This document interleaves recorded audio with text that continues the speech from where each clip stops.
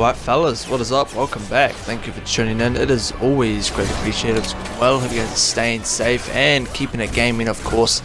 I've actually got some information for you guys about how the Mass Effect Andromeda's multiplayer is actually going to work and kind of tie into the main game. So let's get straight into that, fellas.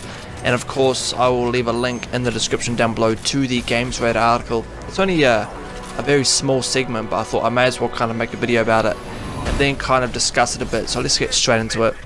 So BioWare is aiming for a less invasive way to get Mass Effect Andromeda players to try its multiplayer mode than back in Mass Effect 3. Producer Mike Gamble revealed some new details about how the Strike Team multiplayer will feed back into the solo campaign in an interview with Kotaku.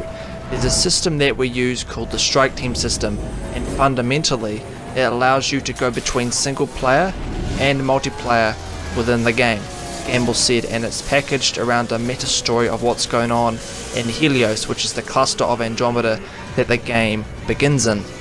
And it also goes on to say that it can be very similar to how the Mass Effect 3's multiplayer was. Now, there's also a wee bit in here that explains how that actually worked in Mass Effect 3, so I'll read that to you guys as well.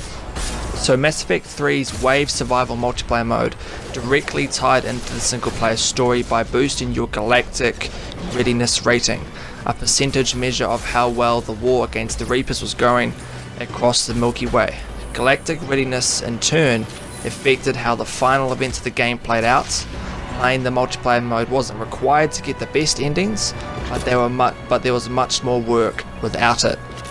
So what we can gather from this article, fellas, is that pretty much the multiplayer in Mass Effect Andromeda, or at least this game mode, I don't know if there's going to be others, we don't really know if there's going to be like a team deathmatch thing. I kind of hope there is like a deathmatch multiplayer, but I'm just going off this article. So from the multiplayer, the Strike Team mode that they're talking about, you can probably increase the kind of strength that you have against, I'm guessing, whatever enemy you're fighting in Andromeda by playing this multiplayer survival mode, kind of similar to how it was in Mass Effect 3, that they have said it is very similar to that, but they're obviously going to build upon it, of course, because of the new hardware, and it's a new engine.